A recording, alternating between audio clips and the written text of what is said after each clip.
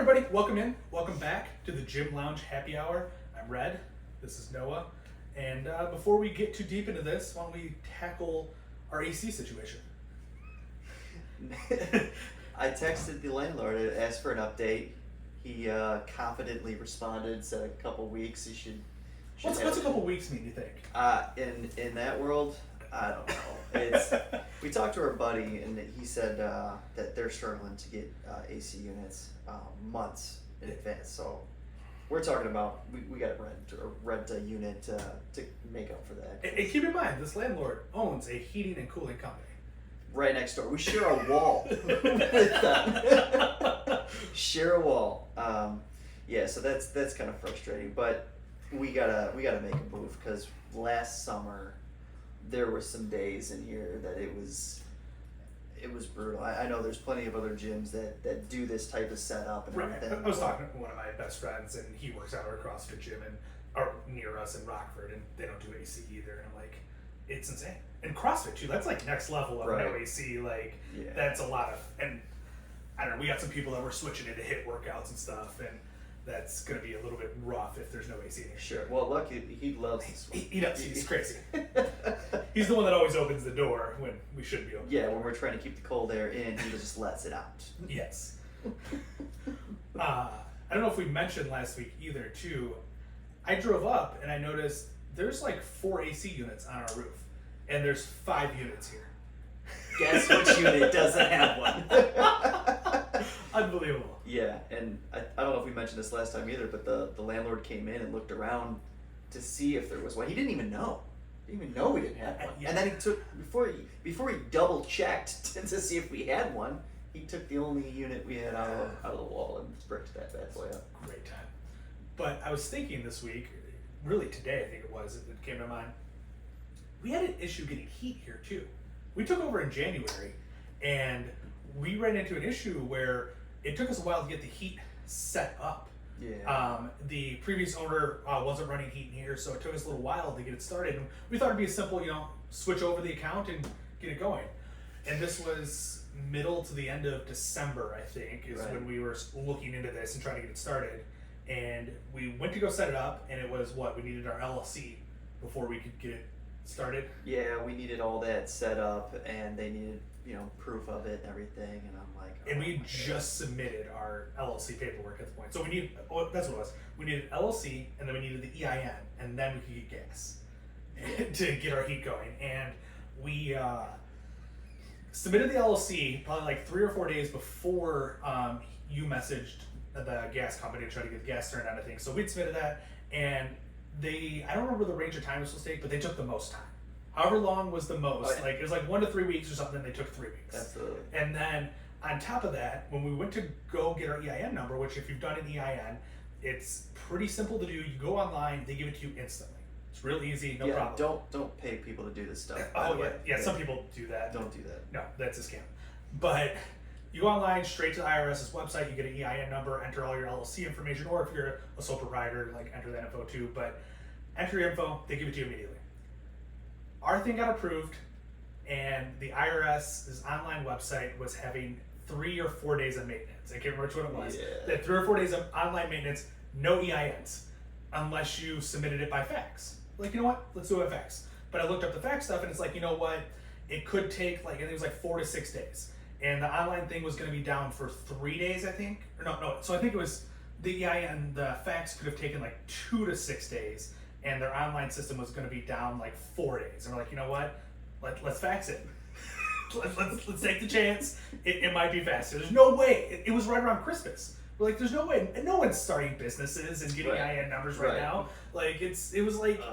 So we did that, and that took the full, I think, 5 or 6 days, and they still hadn't gotten back to us, right? Well, I faxed it from my work, and I didn't get any confirmation, and it had been a while since I used a fax machine. I didn't know if people are still doing this stuff. Unbelievable. But when I used to use it, I would get it would print out, hey, this was delivered and received to whoever you were trying to send it to. Okay. I didn't get that confirmation, so I'm like, must be good. Must be good. So we ended up going the online route after they went back up. Oh, yeah, we had to call in, and our LLC's in Noah's name. and we're adding mine on in a little bit, but when we figured out that the fax hadn't come back yet, but the online system was back up, we're like, let's call, see if we can somehow cancel the fax and then get it through the online system. So I call in because Noah was at work, and I figured, it's gonna be a long wait. Well, hour and a half wait. I get on the phone with them, and I have some of Noah's info, but not all of it. The first question was like, name, cool. Address, beautiful. Next question, date of birth. I go silent. I go talking with somebody. Date of birth. What's your? I just went completely silent. Put it on mute. So she just thought like it was bad reception. Text Noah. Date of birth now. And she's like, she's on the phone. She's like, "Are you still there?" And she held on for like 35, 45 seconds, like waiting for me to come back nice on. lady. It was great. Noah messages me back, and I go to like unmute it and get on the phone. Hangs up. After I'd waited an hour and a half on the phone, I had all the info I needed. I had anything I could have needed except for date of birth. And so Noah calls back in. I think you waited probably another 45 minutes, something like that. Yeah. Then we got taken care of, got our EIN, and then it still took like a week or two before the gas company turned us on. Yeah, it wasn't a great situation, and like it was 46 degrees, 44 degrees in this garage basically. Yes. And if you've ever tried to mess with metal after it's been sitting in 44 degrees of cold, none of that is fun. It is painful. Yeah, and what did we end up putting in here? Like 15 space heaters? Oh my god, we had so many space heaters. We had a propane heater. Yeah, we tried everything, and we got it to reasonable, not comfortable, but reasonable enough that like you don't feel like you're gonna hurt yourself when you start lifting in here. And so that lasted probably a good 3 or 4 weeks while we were running the show, where it was like that. We kept telling people it's coming. Yeah, I felt bad for everybody. It was brutal, but it was funny to walk in here and see. And you had a deal on space heaters or something. They were like, very, very small ones, and we were just. They were designed to heat like 100 square feet with normal ceilings. Yeah. And we got like 1,200 square feet in here with super high ceilings. So. Right. Yeah, no, that was bad. We had to buy a bigger space heater. The propane heater started giving everybody headaches. Turns out. Yeah, I got a pretty good bit of carbon monoxide poisoning with that. I just gotta push through it. Yeah, absolutely. So I was here like 3 days in a row with it on, and I think it just kept building up in my system. And then on top of that, we're painting. Like there's paint fumes. It was a rough start. I lifted while that propane heater was going through. Absolutely. We realized that was a problem at some point. And then we eventually got heat. And huge learning curve. Huge learning curve. Should not be a problem next year. Yeah. We gas should be on, should not be an issue unless the heater goes out and our heating and we cooling already company. got all the space heaters we need though. Beautiful. So in your opinion, what was worse, the winter or the summer? Summer for me. Yeah. Summer hands down, especially when it gets like the only thing that's not bad about the summer is it's not always 90 degrees. Sure. You could work out a little bit later in the day. You can, it might only be 75, 80 that day. The winter it's cold. It is cold all the time. Like, yes, it can get colder, but it seemed like for the most part, it didn't get too much below 40, 42 in here, even on the coldest days. I love your optimism. It's only 40, 42. It won't get any colder than that, though. Don't you worry. Well, even it was like 0 outside. I hope not, because the pipes are going to freeze. Well, that's the other thing, too, is the landlord has a rule in their contract where it's not supposed to be below 45 in here, I think, or something. Yeah, so like when we get to 46, and then, coast from there. But it'd be like 0 outside and it'd still be 40 something here. To where like when it's 90 outside, it was still like 85 in here last week. So like, I'll give you that. I'd much rather just know it's not going to be below a certain temperature. I can bundle up and stuff. I can only get so naked in this chair. That's fair. That's very fair. There were some brutal days during the summer though. I was in the middle of contest prep.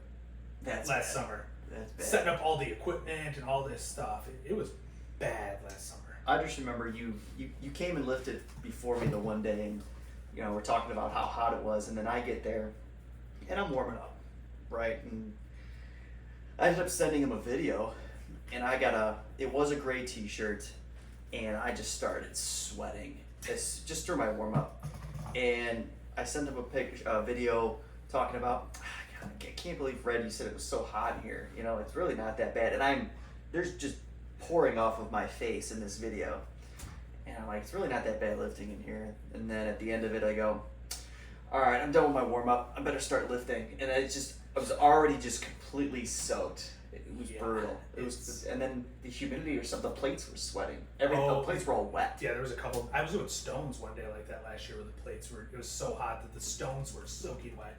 Even tacky didn't stick to the stone. Oh my god. Like it got bad, and some people just love it.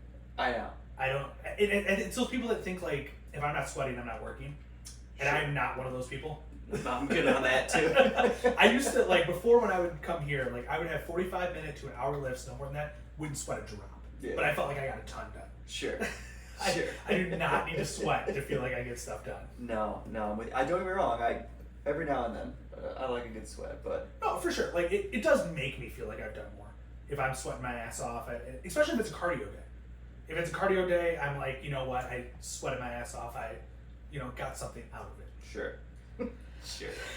I guess speaking of the cardio days, we can switch gears a little bit. And I talked about a workout plan last week, and I then completely changed it. Absolutely. Like last week we were talking, it was going into this week. I was going to do full body workouts and various things, and I finally started looking, and I'm like, no, I'm not doing that. And so I did. Red's something. like, when you ask your wife where she wants to go eat for dinner, and she's like, I don't know. He's very back and forth with that. But whatever you want. Yeah, exactly. Whatever you want. So I switched it up and ended up doing something worse than full body workouts. I didn't know it was going to be worse when I set it up, and it just gets worse as the week goes on. But I don't think it's as bad. So week one, your main mover is, I think it's 5 sets. Set 1 is only at 60% for 10 reps, which is still like a warm up at that point. Yeah, 60% of your max. One rep max. Yeah. And so nothing terrible. And then it goes to 70% for 8, which that's when it started getting hard for me. I'm like, and this was squats. The first one I did squats right out of the gate too. And so you know what? That sucks. And then it goes to 75% for 6, and then 80% for 4. The 80% for 4, it's hard, but for me, 4 reps, you know what? It's not terrible. But then you back the weight back down to 70%, and you go to failure. And failure on squats, if you've never done it, sucks. It's not fun. Yeah, and it's failure at a weight that you can get reps at. It's not like you can't lift it for 1 rep. I just done 8 reps at it, working your way up. And there's this thing where if you do a heavy set and then back the weight down, you should really do better at it. I forget the heck it's called. It's something. I'm blanking. It's some words that get put together that sound really cool. Like a sentence or something. Yeah. Okay, I gotcha. Something about potential or potentiality. We should do a podcast. Anyways, it worked for me because I backed it down. I got 10 reps at what I did 8 at, and 8 kind of felt like failure, close to it when I was there the first time. So it definitely was better. But then I went into day 2 of this, and I made a mistake. I haven't told you about this yet. So it was overhead press, and I was gonna do split jerks. I'm like, you know what? With 10 reps, I'm not split jerking 10 reps. That's a lot to get underneath, stand back up, and it's just a lot of work. So I'm like, you know what? We'll do push press instead. And so doing the push press, and I haven't really done push press in a long time because last year for nationals I trained split jerk, and I hadn't push press since before training for nationals. And so it'd been quite a while because even before nationals prep, I was training Viking press. So I wasn't really doing a whole lot of push press in that either. And so it'd probably been since February of 2022 that I'd really done some true heavy push presses. And this is all based on a 1 rep max. And so in my mind, I had split jerked 300, and I kind of, split jerk's a mental issue for me where I struggle to get underneath the bar. And so my push press is actually pretty close to my split jerk, at least that's kind of what we think. And my previous 1 rep max, February of 2022, was 285 on a push press. So I'm like, you know what, let's operate off 300. Because that's reasonable that I went up 15 pounds in over a year, and my split jerk was 300. So I'm like, let's operate off 300. So I step up, do the first set for the 10 reps, and it was almost failure. I'm like, you know what? And that's supposed to be kind of the easy set too, because it's 60% for 10 reps. And so I'm like, you know what, it's fine, maybe I'm still warming up. Let's continue the course, let's go to 70% for 8. Got 6 reps. Perfect. I'm like, you know what? Nailed it. And I'm like, so I guess 300 is not there. Let's back it down to 285. So I went off 285 for the 75%. And that was supposed to be for 6 reps. Got 1 in, and I'm like, well, this ain't happening. And now at this point, I'm like, well, we'll bump it down to 265 for the rest of it and figure it out. But I'm like, at that point, I don't know if I screwed myself from failing early Right. And so, like, Sure. once you fail, it's tough to still produce at that same rate beyond that. Yeah. And so, because I'd already failed, I don't know what numbers I'm going to operate off of next week. I bumped it down to the 265, operated off of that, and ended up getting, I think, 6 reps on my failure set, which that one should have been 8 or more, but, you know, we're pretty close in the 265. But going into this next week, because I know I won't hit failure early, I don't know if I'm going to operate off 265 or if I'm going to operate off 285. Probably better to undershoot It's and get your bearings here before you just dive right into failing every set of your day. And I just have such an overconfidence in my overhead press because for squats, my max squat, again, over a year and a half ago is when I did it, was 445. And so I operated off 450 as my max, which that's probably not my max. If we're being realistic, it's probably closer to 500.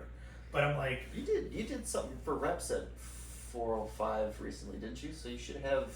Yeah, I probably should have checked that. I didn't. I just said, you know what, it's probably 500. Let's be conservative. Let's go with 450 on my squat. So, like, smart choice, you know. Let's be conservative on the squat. Sure. Overhead press, I'm like, let's overshoot it by 50 pounds or whatever it was. So then I'm on a 3-day split, and so the third day's deadlift is on this little pyramid scheme. And so I did deadlift. I was originally going to go off 545, which is my true max, which was this last January, so pretty close. It's got to be right around that range. And I'm like, well, with the way overhead press went, let's scale this down a little bit. I went off 525. And I did that today, and I do think it may have been a slight overshoot. I got close to failure, and then on my failure set, I only got 6 reps, which when you're working your way up, that's an 8-rep set, and I did all 8 reps there, so I probably got too close to failure. And so I was a little bit off, but it wasn't overhead press on. Right. No, that's definitely the better move there. I agree with you. So with my lifts, I'm now through 1 week of it. I got things spaced out really weird, cardio built into various days, but I lifted 6 out of 7 days. Well, I lifted 3 days, did cardio 3 days, and then took 1 day off. But my cardio days are a little more than just like, hey, I'm going to go hit an elliptical for a little bit. I'm doing some yokes, some farmers, some stones, some sandbag, but all very light. And that's all to prepare for next year. I'm planning on doing USS Nationals next year, and those are all events that are there. So I'm trying to keep some of that stuff in. Keep it fresh. Yeah, make sure I can have good technique for it and everything. I do have to rethink stones a little bit. I went with a really light stone, but I feel like that's not going to carry over because the stones are smaller when they're lighter, and like a bigger stone just sits in your lap differently. But I also don't want to go with a heavy stone, so I'm going to figure out which way to kind of make that work. Because I was making these stones just absolutely just fly because I was using our lightest stone. Sure. And I'd start with our second lightest stone. I'm like, that's what I'm going to work with. So I went to go pick it. It felt heavy, and I don't want these to be heavy. I want it to be light because it's for cardio. I'm doing EMOMs and things like that. And if you know what an EMOM is, it's every minute on the minute you go. So if you have 3 reps and it takes you 45 seconds to do them, you only have a 15-second break. Yeah, before you got to go again. Yeah. They can be pretty tough. And I was doing sets of 2. So I'm like, I don't want this to be heavy because I got to pick it, I got to lap it, I got to put it over the bar. So, yeah, there's a lot involved. Yeah, sure. so like I was trying to keep it as light as possible, and I went to the smaller stone and I was launching these things. And I'm fine with launching it if it's a bigger stone. Like if it's a wider stone and I can still launch it, then I feel like there's carryover. Sure. I couldn't even get this one, like when you're doing stones, you want to get it up your chest and you want to have kind of an arch back. It's so small that like I couldn't get it up on my chest in the right spot. So right, I wonder if they make something for that, right? To train for the size I think I've heard that. Like some people put foam in the center, like there's foam inserts or something that you can get. Like obviously our stones are already made, it's not something we can. Yeah, the stone is cement. The stones that we have are cement. Yes. They do make metal. There's the stone of steel, which is a loadable stone, which I heard sucks absolute ass. Yeah. I mean, not that, when we throw tacky on our shit's It's painful too. too. But most of my cardio, other than the stones, went pretty well this week. I am feeling a little more fatigued than I would like to, but I'm going to give my body another week to adjust to it, and additionally have another off day coming up very quickly here, so we'll see kind of how that translates. I feel great. Yeah, what are you doing right now? I literally just come to the gym and hang out, stretching, apparently doing 3-rep maxes on dumbbell press on a flat bench. And you already got 1 rep. Stop it. We're gonna post it. You guys can analyze it for us. You got my reps. bad arm too on top of all that. Sure, I got the bad arm. My left arm, when I do dumbbell press, it doesn't go down as far. I don't bring it down as far. It kind of guards itself. That's my nerve issue arm. So my right arm goes down further, and I do get to 90 degrees, but there's probably room for some improvement on the depth of my left arm. And but other than that, I've just come in and done a bunch of random exercise. There's no plan right now. I have put a plan together, but I have no intention to start it until I get back from this cruise next week. So. Which you're leaving Thursday? I'm leaving Friday. Friday. Okay. Friday, and then coming back the following Saturday. So speaking of you and like speaking of the cruise coming up, there was an observation that I kind of made today as I sit around, and it's a little around nutrition. And speaking of nutrition, these Fairlife like chocolate milks are amazing. Like, yeah, it's 30 grams of protein. It's chocolate milk. Yeah, like it tastes just like chocolate milk. But the observation that I made is when both of us are going on a vacation or something where we're not going to eat very well, we have a very different approach. I generally try to eat super healthy, very good. You're missing the point of a vacation. No, not on the vacation. Right before the vacation, Oh. I will, like, knowing that I have the vacation coming up, I'm like, let's eat really, really good because I'm gonna eat great on this vacation. You, I've noticed, are like, well, vacation's coming up, might as well just eat whatever I need to. Yeah, we're gonna fix it later when we get back. Yeah, no, it's been. What's your diet been this last week? I had pizza last night, Rosati's, in case you were wondering. It's phenomenal. Great. But I don't remember. I haven't been eating enough. I've been under eating. Actually, is the issue. I did hit Chipotle once, which isn't horrible. Sure. I was supposed to be avoiding rice, but that was before I stopped all that. But everything's really been the same. Just probably not enough. I'm not hitting all the macros in one day. Like I'm supposed to be hitting this whole grain pasta, every day, and where I'm hitting it like every other day. I usually hit a steak every day. That ends up being every other day. I'll hit the pasta. But I did try a whey protein shake. Shit my brains out that day. So apparently my body's not used to that anymore. Oh my god. So that was a good time. But it could be better. Things could be tightened up a little bit. Just a smidgen, you know what I'm saying? Oh my god. I don't know. I still do eggs. I still do the whole grain toast. Again, last night, Saturday night, I drank, and naturally was hungry after I drank, and we ordered pizza. I could have had more slices, but I dialed it back. Proud of you. Discipline, baby. I'm a beacon of it. God. You want to talk about bad habits? What did you guys do last night? You had some freaking. This guy won't even drink actual alcohol with me. He gets a Coors Light and then asks for it to be watered down. Oh my god. And I'm like, It's never happened. and then all of a sudden he comes in this morning. He's like, yeah. Me and Becca did a thing last night. What was that? We had a half an edible. So you turn into this fun guy when I'm not around. Well, yeah, when you're not around, absolutely.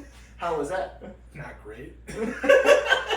Did absolutely not. So, my fiance Becca is 125, 130 pounds.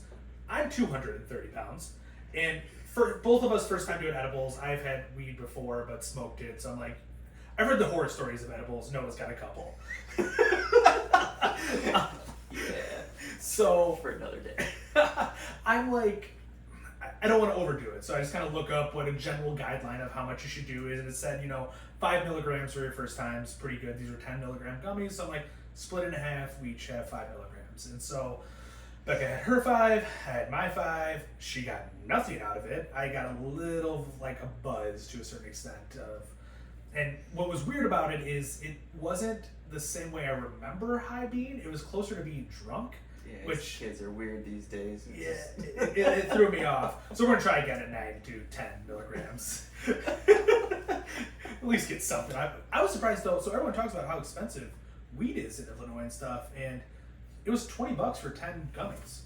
Yeah, Which that doesn't sound bad at all. I mean, they're 10 milligram gummies, so it's only 100 milligrams total. But like, I mean, if that's what you like to do for fun, and let's say it takes you 2 gummies, and you have 5 doses for $20 right there, like right, that's, and they're typically I think supposed to last 4 to 6 hours or something. yeah. Last night I was looking, I would say like the high should reach its peak at like 2 to 3 hours, and then it could last up to 12 potentially. But like, I had that one. I fucking had that one for sure. Mine hit at like an hour to an hour 15. It was gone in 2 hours. It was game over at that point. To your point about not overdo it, definitely don't overdo some gummies because there is no brake pedal on that ride. Let me tell you.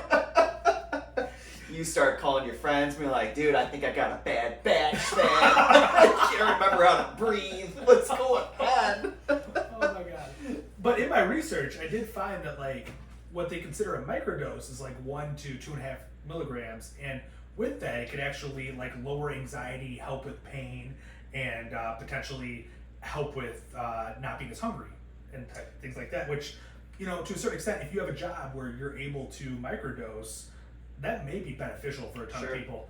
My cousin takes them for to go to sleep. And that's what I'm considering doing too, because we got a hybrid, and so like the design isn't necessarily to, you know, put you to sleep or whatnot.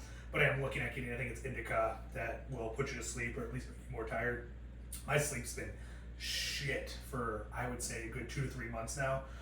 Makes no sense either, because it went bad when I gained all this weight. I've taken most of that weight off now, and it has not improved. So I'm considering just maybe doing 5 milligrams or 10 milligrams before bed every night and seeing if that helps. And you never had sleep issues before. Yeah, I've seen this guy fall asleep mid-conversation. I asked him a question, and he was asleep. Was it with you that I was in the middle of a sentence and fell asleep? That's what it felt like. Oh, there was one time, I guess, I think it might have been college with my college roommate. I was literally speaking, I guess, and was in the middle of a sentence and just passed out.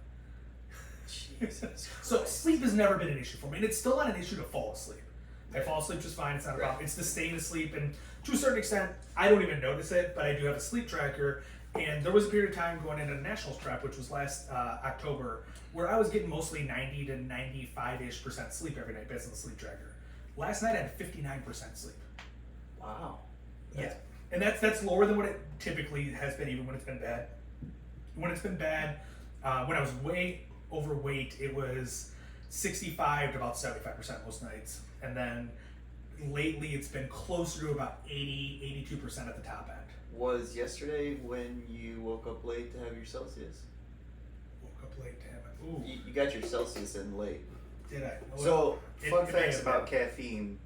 I think it's like an 8-hour half-life for caffeine. So if you have an energy drink with 200 milligrams of caffeine at 2 o'clock, there's still 100 milligrams of caffeine in your system by 10 o'clock that night. So if you're trying to sleep, your body is still trying to work through that caffeine. So keep that in mind. This is something that I've noticed. I was stopping all caffeine by 7 because I used to do caffeine till like 9 or 10.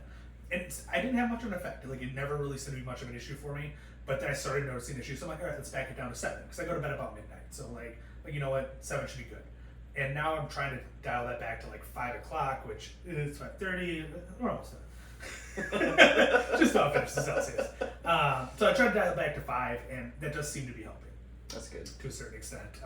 That's what's gotten it back up to like 80-ish%. It was down to the 70s for a little while. So it's my quality of sleep based on the sleep tracker. So things have improved, but I do think going the gummy route, if they really are, like, if the indica strain, which I think is right, if that's the one I need to go with, and that's still only $20 for 10 gummies, and I just need to do a half a gummy before bed, whatever, dude, that's 50 cents a night. Yeah, that's a good, I think that's a good route. Yeah, like, even if it's $1 a day to get good quality sleep, and maybe I don't do it every day. Maybe it's every couple of days or something like that, but I don't like to be dependent on something, but I know as you get older, sleep gets worse and things like that, so. Yeah, it does. Like, you hit 32, and they're like, here's your CPAP. Going to bed looking like freaking Tom Hanks in Top Gun, you know? It's unbelievable, too, because, like, Tom Hanks, you guys know what I'm talking about. I think you meant Tom Cruise? Yeah. You know, one of them Toms. That's the weird part about your CPAP too, is like you do see younger people that are overweight will generally have sleep apnea. Or like, you're not over. Like, I'm way more overweight than you are, and I have been, and I've not had that problem. So it's interesting that you ended up with that. Yeah, I'm supposed to go to that ENT Thursday, and hopefully you got it. The ENT I got it. Sure. That was on my list to ask you. When are you seeing your testosterone doctor? I think that's in November. It's so far out that I'm waiting for the reminder that they send you. It is June right now. They and that was a cancellation that they squeezed me in. They go, well, you're not able to see the doctor typically until January of next year, and I got it in November because of a cancellation. I'm like, and so this is great. This is a specialist you have to see to get testosterone. This is an endocrinologist or something. That's interesting. See, I would have assumed your primary could give you testosterone replacement therapy. Like, in my mind, that seems like such a basic thing. I'm curious if he's just covering all his bases. Is there something else? I think he's curious about because in his mind, I'm so young to have these issues. So he wants to send me to an endocrinologist, which is like a hormone doctor, basically, glands and hormones. So we'll freaking see how that goes. I think we sort of got here somehow on my diet, if I remember correctly. Which, like, if we didn't, well, I'm going to dive into my diet real quick, just because I talked about it last week that I was going to reverse diet up to like 400 grams of carbs, maybe. I don't know if I said 450. I am going to up it to 450 now. I don't feel like... Ed likes to eat. I do. I want to eat as much as I possibly can. I love food. And so I have bounced up from 225 up to about 230, but it's not necessarily due to the reverse dieting. I was down to 225, and then I went out of town, ate out, did various things, which is going to normally bring up your weight a little bit because you're going to have more sodium, you're going to have more carbs, you're just going to hold more Maybe water. a drink, probably. If you're a normal person, do you get a drink? I had a beer. Perfect. At the ball game. Oh my god. Half a beer. $13 later. Yep. My lovely Bud Light. So I was up to 230 based on that, and so I started last week when I started my reverse diet at 230. I've been 230 the whole time, and I've been doing 350 grams of carbs a day. Trying to push that towards actually 400. So like in the middle of the week, I decided to bump it to 4 because I'm like, you know what, I think I actually want to get up to 450 after 2 weeks. So I'm like, we'll bump it to 4, and I'm still maintaining 230 pounds, basically right on the nose, and I've been eating out like crazy. 400 grams of carbs, just for people who aren't used to tracking carbs in that fashion. If you're just used to calories, what is that in calories? 1,600 calories. Just in carbs. Yeah. I think I'm at like 33 or 3,400 calories a day, which is a lot, but it's not an insane number. It's based on body type, composition, lifestyle. You know, like you said, you were ingesting 3,400 calories and losing weight. Right, which is the goal is to kind of do the same thing. And my activity's higher now than it was at that point, so I think I can support the 450 grams of carbs with the carb cycling and still lose a good chunk of weight like I'm aiming to do. At least that's the hope. And if it's not working, then we carb cycle down below the 450, and I bring my workout days to 400 and the non-workout days to 250 or something like that. And that's the nice thing about being that high, is there's plenty of room to go down. Sure. Like, I give myself plenty of runway to take that down to as low as I needed to and get down to where I want to. But this week I have been still eating out quite a bit because in my mind, these are my 2 weeks that I get to kind of eat what I want to get that out of my system before I go back into the diet. How many beefs? That was a week ago, and it was 4. It was 4. It was 4 in 3 days, and it had nothing to do with wanting to eat out. Sure, and he's gonna shit on me for my diet. He's over here like, let me get another beef. We were coming back from Chicago, and you know what? I think it was 5 beefs in 4 days.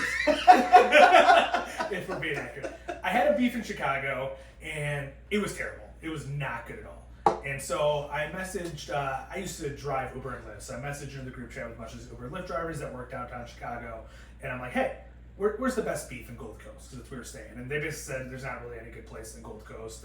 Portillo's is kind of your go-to downtown at this point because they're the most consistent, and all these other places have been less consistent. Even when they were better, they've been put out of business. Ooh. And so you have to kind of go out of downtown and into more of the local neighborhoods, like the Belmont Cragen area and things like that. But regardless, it was Portillo's. And I'm like, well, I've had Portillo's. We got that in Rockford. I'm not doing Portillo's. So I'm like, whatever. But on our way home, we stopped for lunch as we're heading home and went to a Bona Beef, which I'd never had before. And we actually when I was a kid, we used to buy, they sell them in like little containers, the Bona Beef. I don't know if you've had them. No. It's Italian beef. They sell them in containers. You can buy them at a grocery store. Basically, they don't have expensive as all hell, don't buy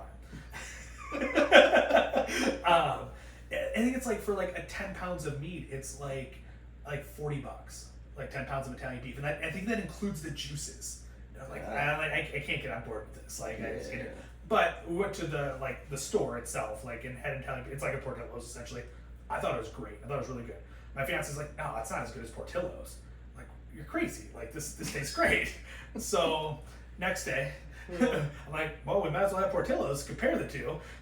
And so went and grabbed Portillo's. Had it. I'm like, this is bland. It doesn't taste good. Like, this is just not the You gotta be careful though with Portillo's. Like, I know they're a chain, but there is a Portillo's in Lombard that I avoid at all costs. Really? When I'm out there, and I'm like, this one's always ass, and I avoid it. So I never had a bad experience with the Rockford one, but I also don't get beef. And this one wasn't Rockford. This was out in Elgin. We were out there for something else. So we grabbed the one in Elgin, and I'm like, it just tastes bland. It's not really, the Bona Beef was much better to me. It tasted bland.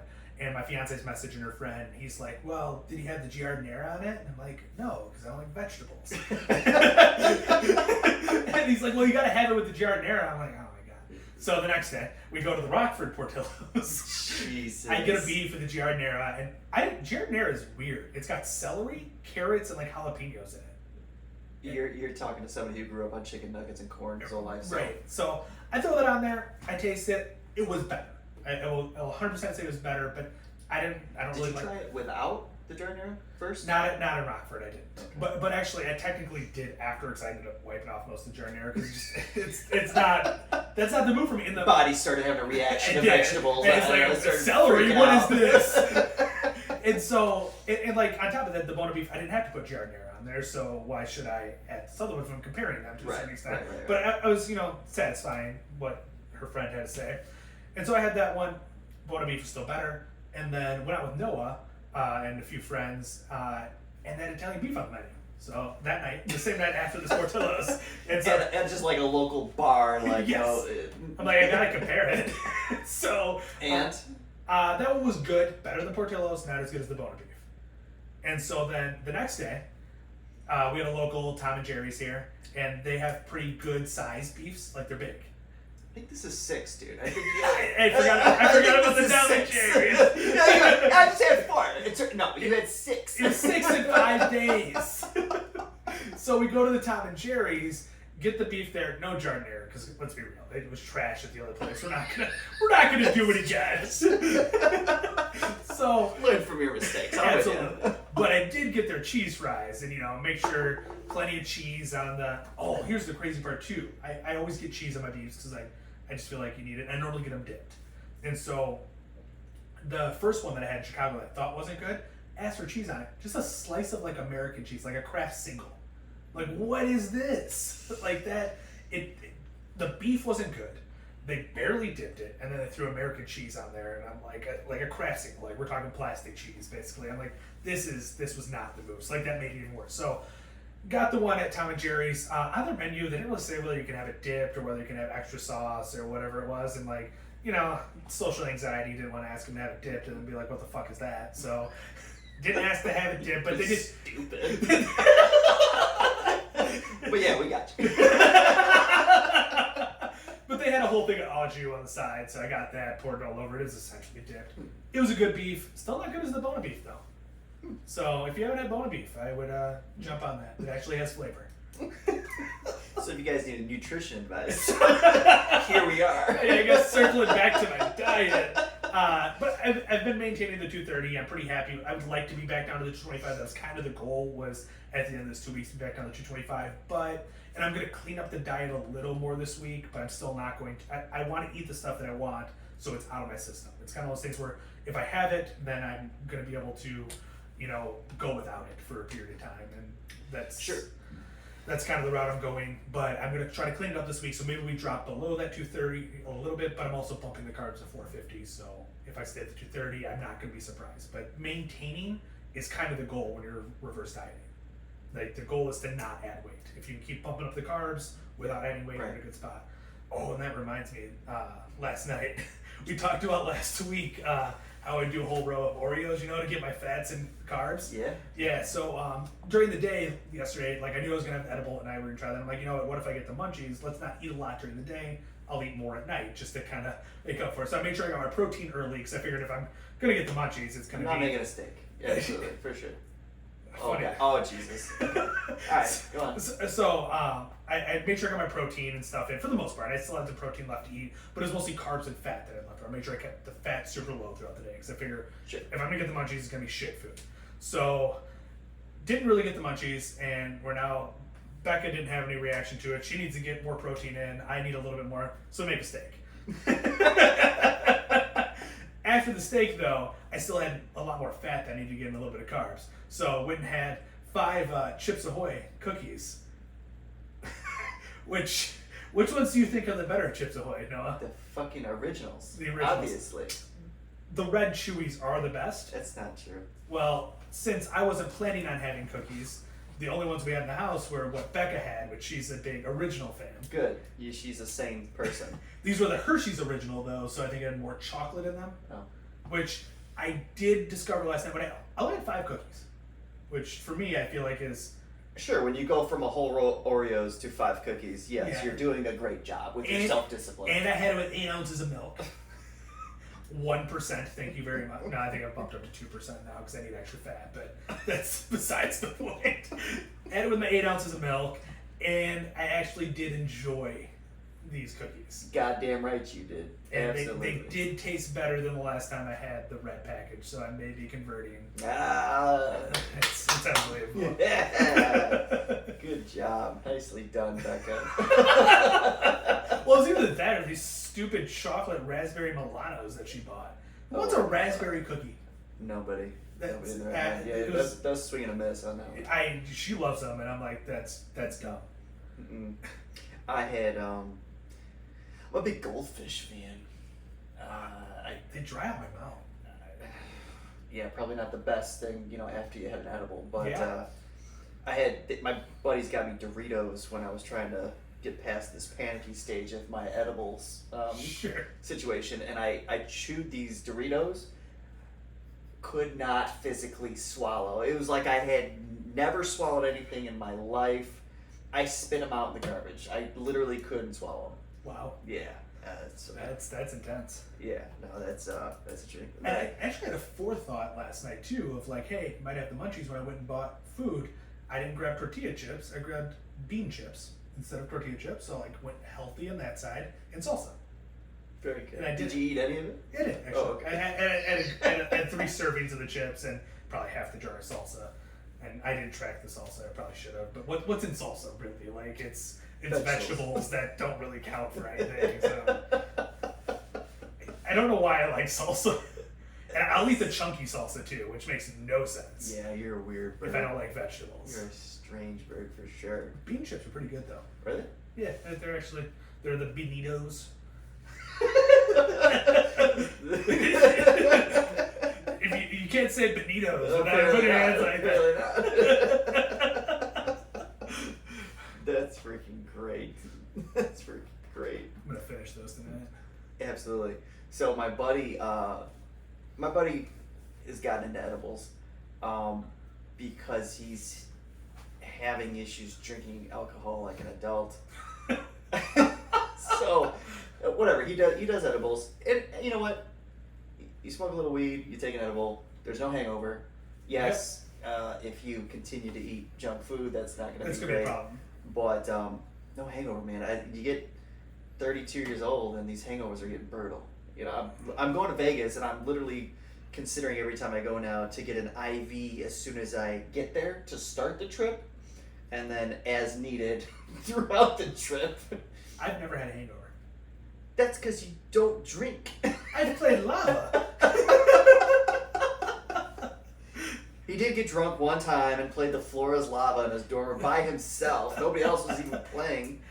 Oh my They just god! watched him laugh. But my buddy does the frosted animal crackers.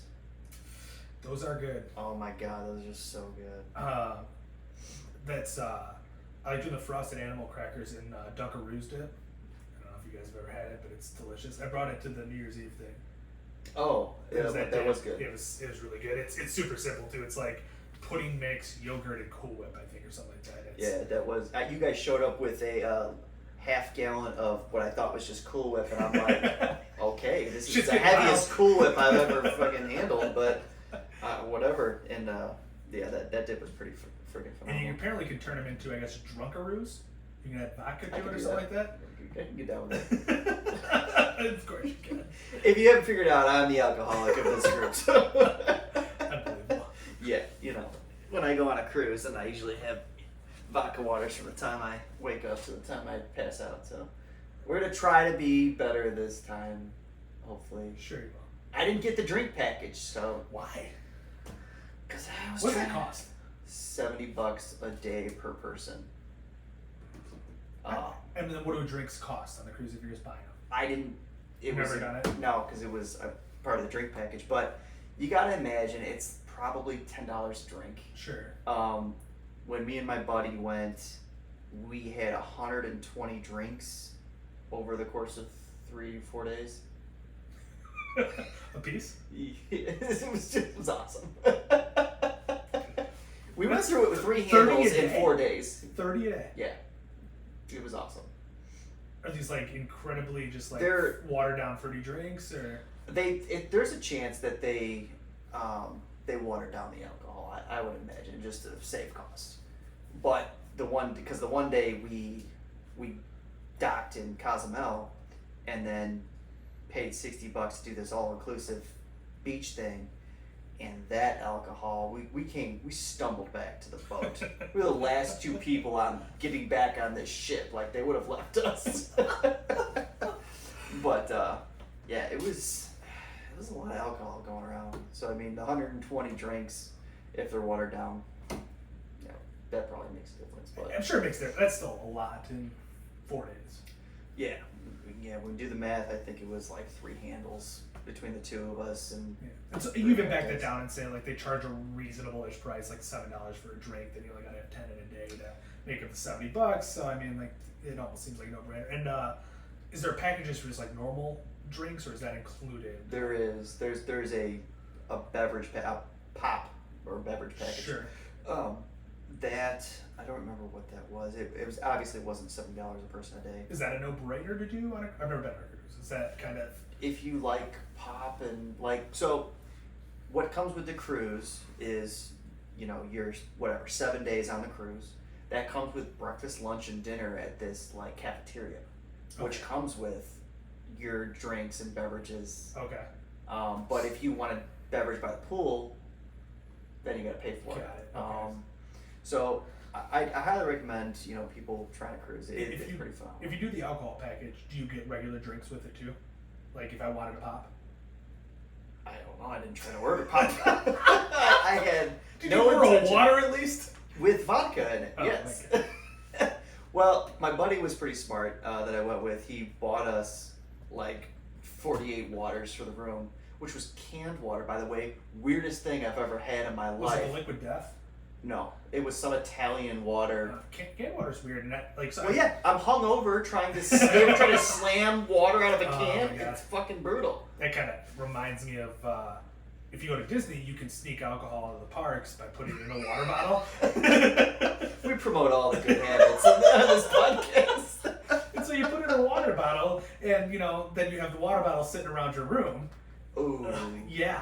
And so in the middle of the night, when you're searching for some water after drinking all day, and you grab a whole thing of vodka, it's not fun. No, I imagine so. That I've never done that. I've heard horror stories like that. I'm surprised I haven't done that. But like the canned water is weird. So like I had Liquid Death, I think, for the first time at Hamilton play, that musical that I went to a few weeks back, and then randomly did the architecture tour in Chicago. We were there, and same thing, canned water, but it was like Deja Blue, like the local brand or whatever, in a can. It was like a small 12-ounce can. Right. Like the Liquid Deaths are at least like bigger, and it's still weird. They're like energy drink size. Super weird. It's super weird. Like, again, I'm trying to chug water because I'm dying out of this can, and it just when you said he bought you 48 waters, like you could take that on with you to the cruise? So it's in your room waiting for you. Oh, okay. When you get there, they do a really good job. Like, it's a ton of people, and just the whole cruise process was pretty awesome. Boarding, I think it took us maybe an hour to board. Yeah, that's awesome. But you sign up to board at a certain time. Oh, sure. So naturally, he signed up for the earliest time so we can get on and start drinking.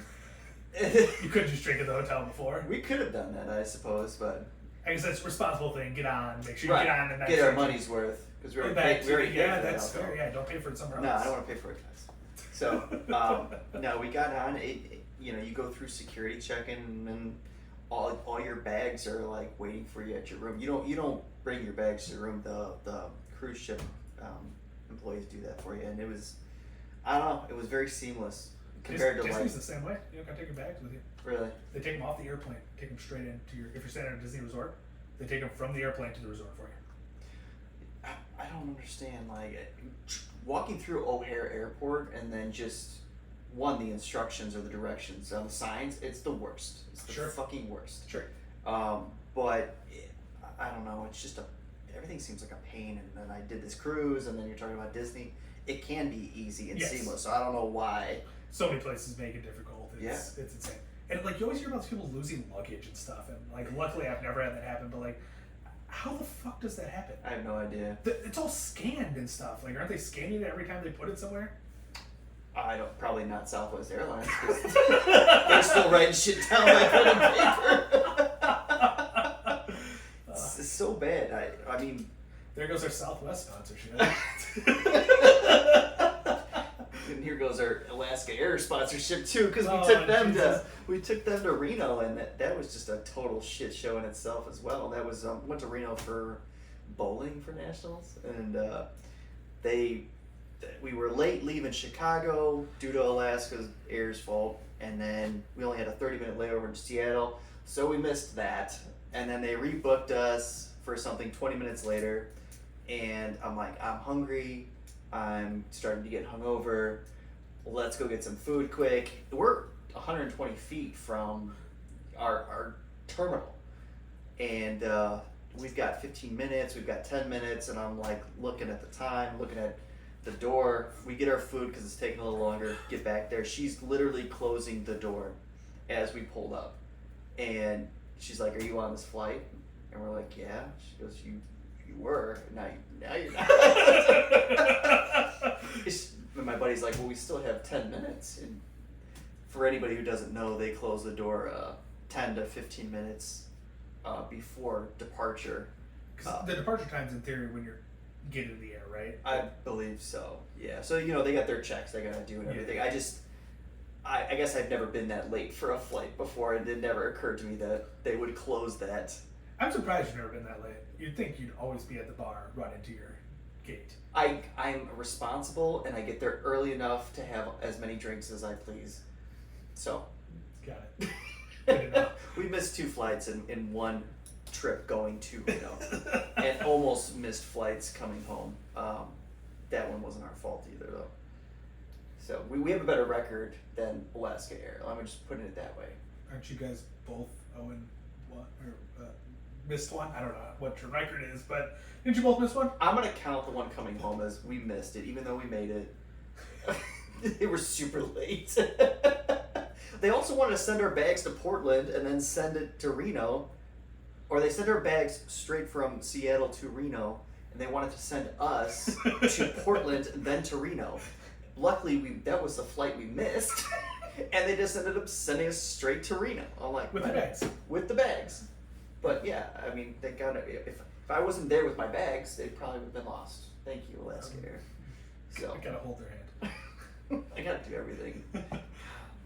So. All right. Well, our timer over here is telling us we only have like a couple minutes left to speak, otherwise it's gonna cut us off. So we're gonna wrap things up. As usual, if you're watching on YouTube, comment anything that you think we may have messed up, or anything you want to hear about, just anything of interest to you, and we'll try to cover it in the next episode. Maybe your edible story. Yeah, give us your edible story. You have one, I know you do. Yeah, absolutely. And then maybe next time we'll give you Noah's edible story. Yeah, what's your go-to munchies? That's what I want to know. Oh, yeah. That's solid. So we can prepare it for the next Yeah, time. absolutely. I mean, it's not gonna help me tonight, but I'll stick with my Bonitos. Oh my god. But yeah, thanks for watching, guys. Catch you next week. Yep.